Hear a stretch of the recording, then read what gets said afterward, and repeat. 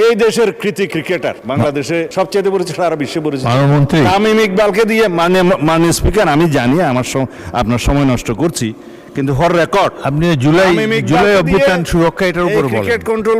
Cricket বোর্ডের ad hoc কমিটিটা করা হয়েছে। আমরা এখানে কোনো বাপের দোয়া মায়ের দোয়া করি না।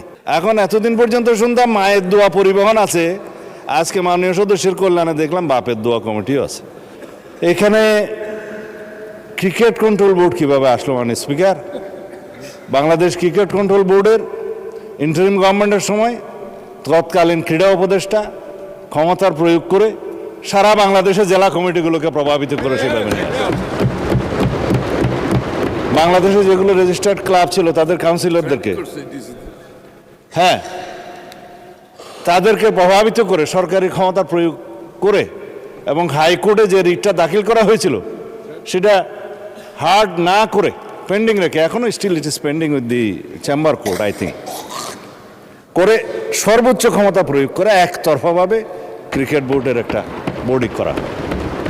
তার প্রেক্ষিতে বর্তমান গণতান্ত্রিক সরকার মাননীয় ক্রীড়ামন্ত্রীর নেতৃত্বে তিনি একটা ইনকোয়ারি বোর্ড করে দিলেন কি কি অনিয়ম হয়েছে না হয়েছে ফাইন্ড আউট করার জন্য। সেই তদন্ত কমিটি রিপোর্ট প্রদান করার পরে তারা ডিক্লেয়ার করলো এখানে যথেষ্ট অনিয়ম হয়েছে, আরও অনেক কথা আমি বলতে পারতাম, বলছি না। তারপরে সেটা ডিজলভ হয়েছে। ডিজলভ হওয়ার পরে একটা ক্রিকেট কন্ট্রোল বোর্ড হয়েছে, আহ্বায়ক কমিটি হয়েছে, অ্যাডক কমিটি। কাকে দিয়ে হয়েছে?